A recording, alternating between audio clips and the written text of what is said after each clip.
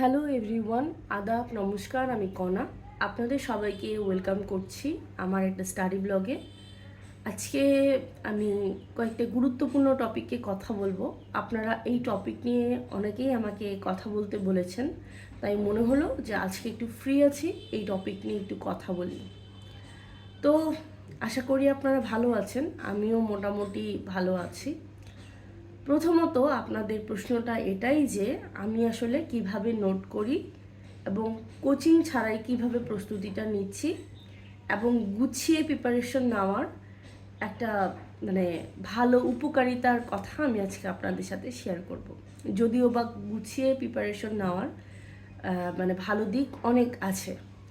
তো প্রথমত আমার যে কোনো নোট খাতার শুরুতে এভাবে কোশ্চেন অ্যানালাইসিসকৃত যে টপিকগুলো, এই টপিকগুলো থেকেই আমি সিলেক্ট করি যে আমি সেটা কোনগুলো পড়বো এবং কোনগুলো পড়বো না। আর যে কোনো চাকরি পরীক্ষার প্রস্তুতি নেওয়ার আগে কোশ্চেন অ্যানালাইসিস করাটা আমার কাছে মনে হয় সব থেকে বেশি জরুরি। কেননা আপনি যখন একদম বিগিনার, আপনি জানবেন না যে কোনটা পড়তে হবে এবং কোনটা পড়তে হবে না। একটা বইয়ের এতগুলো বইয়ের সব পড়া আসলে কখনোই সম্ভব না।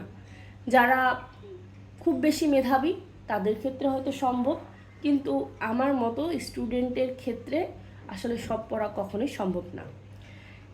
এই যে আমার কোশ্চেন অ্যানালাইসিসকৃত টপিকগুলো, আমি মূলত এখানে আমি কি পড়বো এবং কি পড়বো না, যেমন এখানে লিখাই আছে যে বিসিএসের জন্য আমি কি পড়বো, এবং কি আমি দেখেছি যে বিগত বছরে কোন প্রশ্নগুলো থেকে বেশি প্রশ্ন আসে পরীক্ষায়। যেমন প্রাচীন যুগ খুবই গুরুত্বপূর্ণ, চর্যাপদের ভাষা, রচয়িতা, চর্যার পদসংখ্যা, চর্যাপদ আবিষ্কার, চর্যার নামকরণ ও প্রকাশ। তারপর হচ্ছে মধ্যযুগ, খুবই গুরুত্বপূর্ণ, 10 থেকে 46 বিসিএস পর্যন্ত মধ্যযুগ থেকে প্রশ্ন এসেছে 90টা। এমনকি আধুনিক যুগ, এখানে কিন্তু প্রিলি প্লাস লিখিত কোন টপিকগুলো আমি পড়ব সেগুলো আমার লেখা আছে। তো এই হচ্ছে আমার নোট খাতা।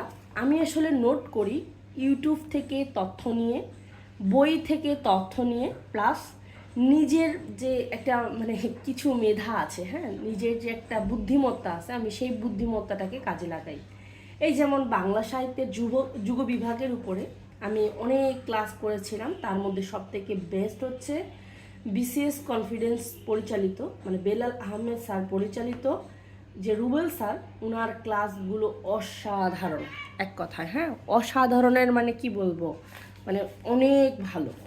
এমনকি এই প্রাচীন যুগ, মধ্যযুগের সাহিত্যের লিখিত প্রধান নির্দেশনগুলো হলো শ্রী কৃষ্ণ কীর্তন কাব্য, মঙ্গল কাব্য, অনুবাদ সাহিত্য, বৈষ্ণব পদাবলী, রোমান্টিক প্রণয়োপাখ্যান, জীবনী সাহিত্য। আর এই যে আমার নোট করাগুলো, হ্যাঁ, এই নোট করাগুলোর ক্ষেত্রে বেনিফিট তো অনেক আছে। আমি প্রত্যেকটা টপিক ধরে ধরে নোট করেছি। সেটা হচ্ছে ইউটিউব থেকে স্যারেরা যেসব গুরুত্বপূর্ণ কথা বলেছে এবং কি স্যারেদের স্ক্রিনে যেসব গুরুত্বপূর্ণ কথা লিখে দেয় না, আমি সেগুলো নোট করে নিয়েছিলাম। এই হচ্ছে কি বলবো, এই যে বৈষ্ণব পদাবলী, বাংলা সাহিত্যের A to Z আমি মোটামুটি নোট করার চেষ্টা করেছি। লেকচার 2-এ আমি কি পড়েছি সবগুলো এখানে সুন্দর করে আমি লিখে রেখেছি। শ্রী চৈতন্যদেব অনুবাদ সাহিত্য, প্রণয়োপাখ্যান, আরাকান রাজসভার সাহিত্য, মঙ্গল কাব্য। আমি মনে হয় এই বাংলা সাহিত্যটা শুধুমাত্র রুবেল স্যারের যে ক্লাসগুলো, এগুলো A to Z করেছি। কেননা বাকি ক্লাসগুলো আমার অতটা বেশি ভালো লাগে নাই, আমার অতটা পছন্দ হয় নাই।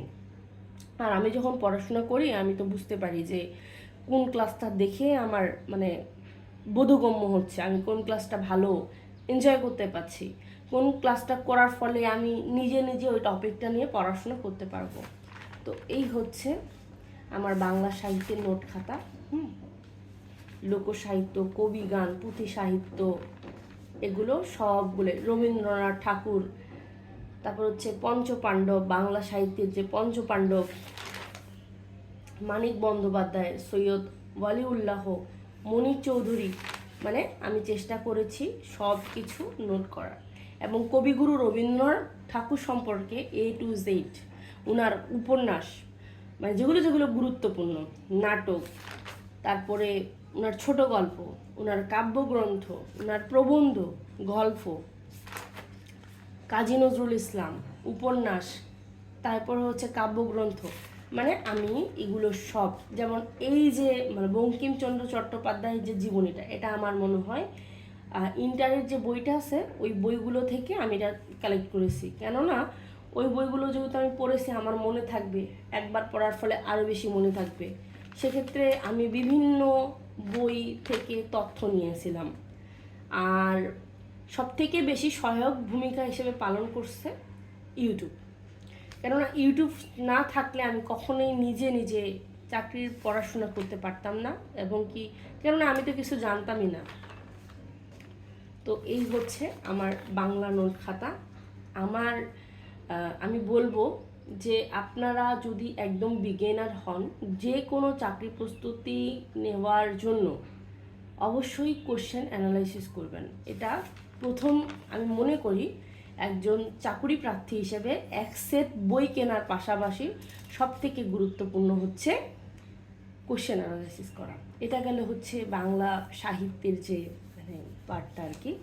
এবার আমি ব্যাকরণের কথা বলি। হ্যাঁ, এই যে এটা হচ্ছে আমার ব্যাকরণের জন্য আমি আসলে কী কী পড়বো, আপনারা কি দেখতে পাচ্ছেন কিনা জানি না। এটা হচ্ছে বাংলা ব্যাকরণের টপিক, যে আমি আসলে কী কী পড়বো আর কী কী পড়বো না। তো এরকম করে এখন একটা মানে উদাহরণ দিই। এই ধ্বনি পরিবর্তন টপিকটা কম বেশি অনেক গুরুত্বপূর্ণ। হ্যাঁ, এখন এই ধ্বনি পরিবর্তনটা আমি আসলে কীভাবে নোট করলাম, এটা কিন্তু আমার ফাইনাল আবার নোট খাতা না। কেননা আমি আবার কি করি, যেটা আমি মানে লিখিতের জন্য পড়াশোনা করি সেটা কিন্তু আমি আলাদাভাবে নোট করি। এটা হচ্ছে আমার লিখিতের খাতা। এখানে আমার লিখাই আছে যে ব্যাকরণ অংশ প্লাস সাহিত্য অংশ থেকে চাকরির পড়াশোনার জন্য আমি আসলে কোনগুলো পড়বো। হ্যাঁ, এটা আমার লিখিতের খাতা। অনেক সংজ্ঞা আমি ইউটিউব থেকে কালেক্ট করেছি, যারা ভালো ভালো ক্লাস নেয় এবং কি যাদের কথাগুলো মনে হয়েছে যে ট্রাস্টেবল, হ্যাঁ এটা লিখলে আমার পছন্দ করবে, এবং কি বই থেকেও এই তথ্যগুলো নেওয়া আছে। আর এই যে আমি যেমন ধ্বনি পরিবর্তনের কথা বলি, ধ্বনি পরিবর্তনের সংজ্ঞা কিন্তু বইয়ে দেওয়া নাই। এই যে দেখতে পাচ্ছেন কিনা জানি না, এই বইয়ে কিন্তু ধ্বনি পরিবর্তনের কোনো সংজ্ঞা নাই। এবং কি অগ্রদূত বইটা, এই যে আমার অগ্রদূত বইটা, এই বইটাও থেকেও কিন্তু আমি পড়ি। হ্যাঁ, এখানে নিজের মতো করে একটা ধ্বনি পরিবর্তনের সংজ্ঞা দেওয়া আছে, যে আপনারা দেখতে পাচ্ছেন কি জানি না, যাই হোক এখানে একটা নিজের মতো করে সংজ্ঞা দেওয়া আছে, কিন্তু এই সংজ্ঞাটা আসলে আমার মনে মানে থাকবে না। এজন্য আমি কি করলাম, এজন্য আমি ইউটিউবে যে ভাইয়ার ক্লাস করেছিলাম যে বিভিন্ন কারণে মূল ধ্বনি উচ্চারণ না করে ধ্বনি যখন বিকৃতভাবে উচ্চারণ করি তখন তাকে আমরা ধ্বনি পরিবর্তন বলি। হ্যাঁ, যেমন রিক্সা থেকে রিস্কা, এই যে প্রথম অংশ থেকে মানে মূল ধ্বনি থেকে একটা বিকৃত অংশ হইল, এটাই কিন্তু মূলত ধ্বনি পরিবর্তন। এইটা থেকেই কিন্তু আমি মানে এই সংজ্ঞাটাই কিন্তু আমি নোট করেছি। এটাই আমি ইউটিউব থেকে নিয়েছি, বইয়ে ছিল না। এবং কি যখন আমি এটা নোট খাতা করব, যেমন ধ্বনি পরিবর্তনের কারণসমূহ, এই বইয়ে ধ্বনি পরিবর্তনের কারণসমূহ দেওয়া আছে দ্রুত উচ্চারণ, তারপর হচ্ছে উচ্চারণের সময় অসাবধানতা, আমি কিন্তু নিজের মতো করে লিখছি, আঞ্চলিকতা, মুখ বিবরের সমস্যা, আলসেমি, অতিরিক্ত স্মার্টনেস, প্রকৃতিগত কারণ। মানে আমি সর্বদাই চেষ্টা করি যে যে পড়াশোনাটা আমি করতেছি ওই পড়াশোনাটা যেন আমার মনে থাকে, আমার মাথার মধ্যে যেন চাপ না পড়ে। যেমন এইখান থেকেই কিন্তু এই যে আমি ক্লাসগুলো করেছি, এই ক্লাসটা আমি 5 ঘন্টা একটা স্যারের ক্লাস করেছিলাম। হ্যাঁ, এই ক্লাসটা করার ফলে কিন্তু আমি মানে অনেক উপকৃত হয়েছি, প্লাস এখন আমি নিজে ধ্বনি পরিবর্তন টপিকটা বলতে পারি।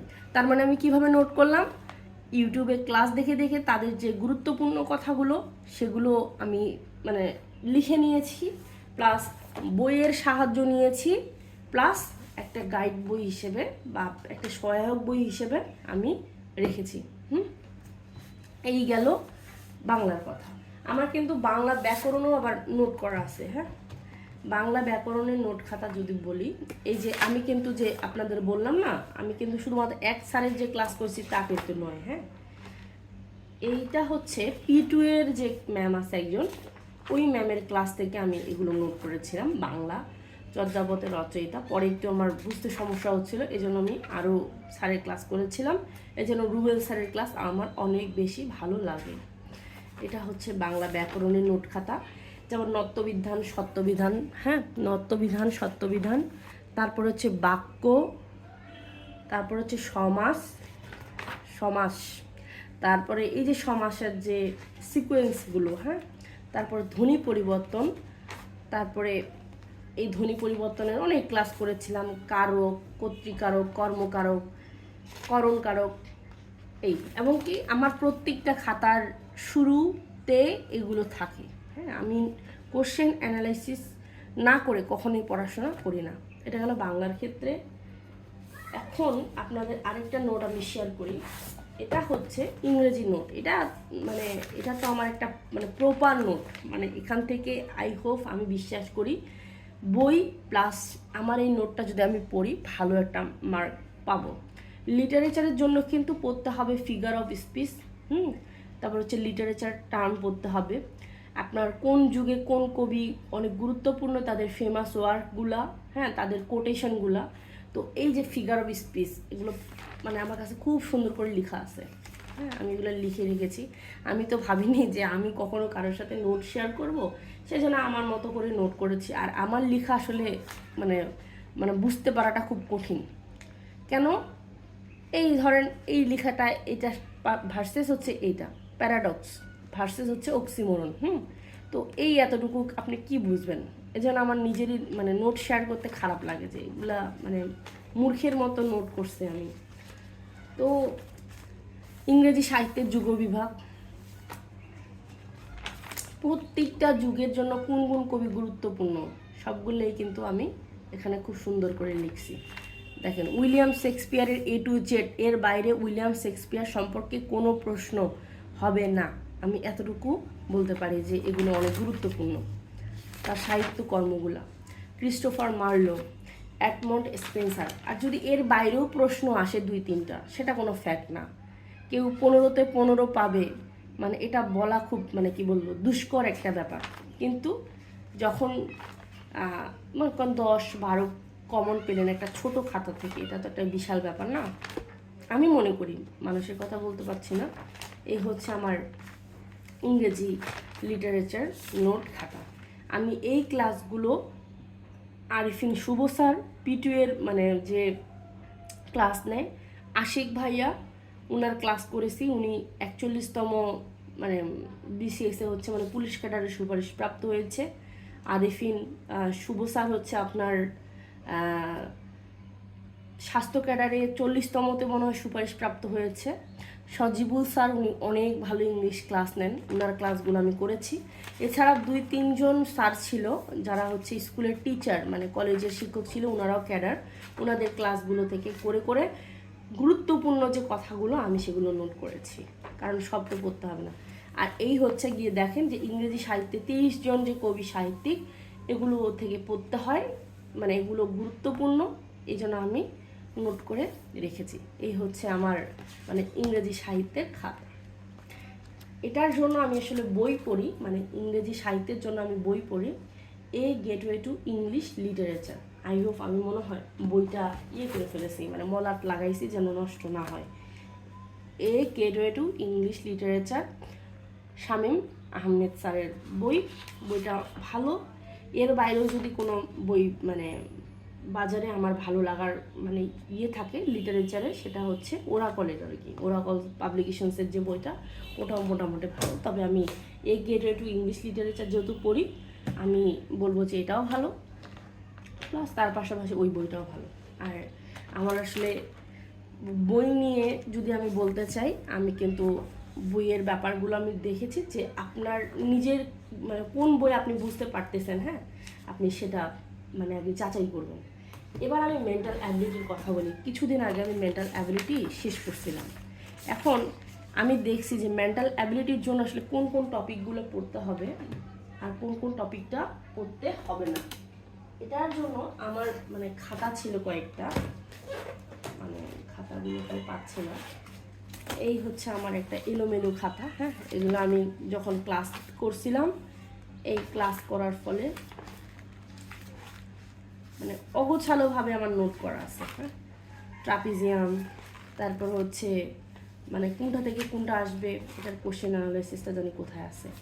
এই যে 38তম বিসিএসে এসেছে জটিল অঙ্ক, ঘড়ির টাইপ, এই যে হ্যাঁ কোশ্চেন অ্যানালাইসিস, এই যে দেখেন, হ্যাঁ কোশ্চেন অ্যানালাইসিস করছিলাম যে কোন কোন টপিকগুলো থেকে বিগত বছরে প্রশ্ন আসছে, কোন কোন টপিকগুলো থেকে বিগত বছরে প্রশ্ন আসে নাই। মানে প্রত্যেকটা সাবজেক্ট আমাকে খুবই মানে অনভিজ্ঞ। আমি কিন্তু কোশ্চেন অ্যানালাইসিস করছিলাম এবং কোশ্চেন অ্যানালাইসিসকৃত টপিকগুলো থেকেই আমি পড়েছিলাম। আর এটা হচ্ছে আমার ফার্স্ট একটা কোশ্চেন অ্যানালাইসিসকৃত খাতা।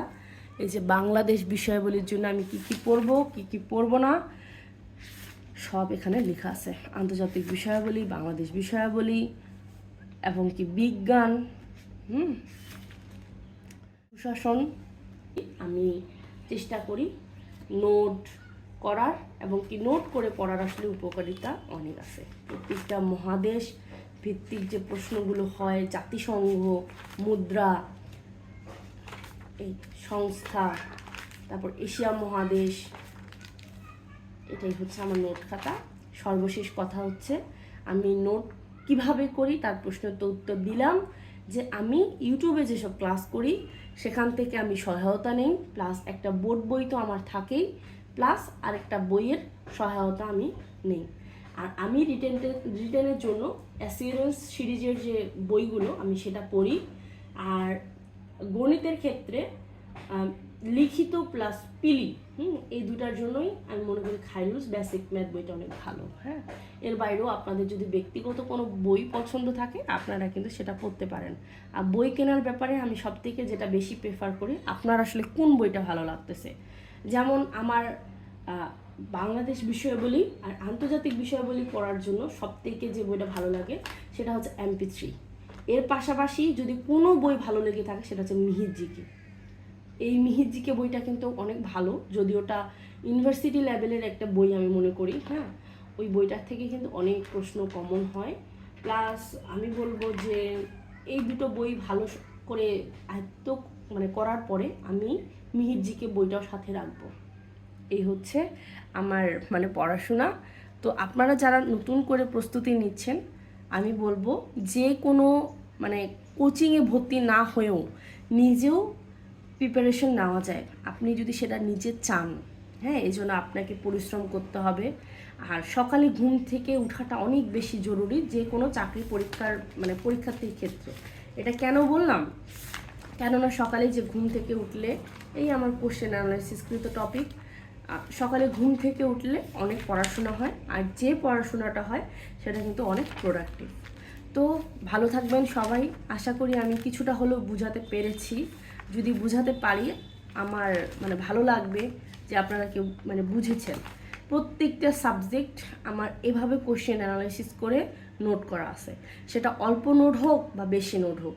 আর গণিতের নোট করিনি বা করতে পারিনি সেভাবে, আমি মেন্টাল অ্যাবিলিটিটা ভাবছি যে নোট করব কিছু কিছু টাইপের অঙ্ক ধরে ধরে, কেননা যদি এগুলো করে রাখি তাহলে আমার ক্ষেত্রে কিন্তু অনেক উপকারিতা হবে। আর নোট করে পড়ার উপকারিতা হাজারটা রয়েছে। আপনি কোনো টপিক বুঝতেছেন না, আপনার নোট খাতা দেখলেন, নোট খাতা দেখেও কিন্তু ওই টপিকটা আপনার কাছে বোধগম্য হয়ে যাবে। আর মনে করেন যে গুছানো প্রিপারেশন নেওয়ার কিন্তু আলাদা আরও বেশি অ্যাডভান্টেজ আছে। তো যাই হোক, আপনারা ভালো থাকবেন, নিজের মতো করে পড়াশোনা শুরু করে দেন, আমার জন্য আশীর্বাদ করবেন। তো আজকে এতটুকুই।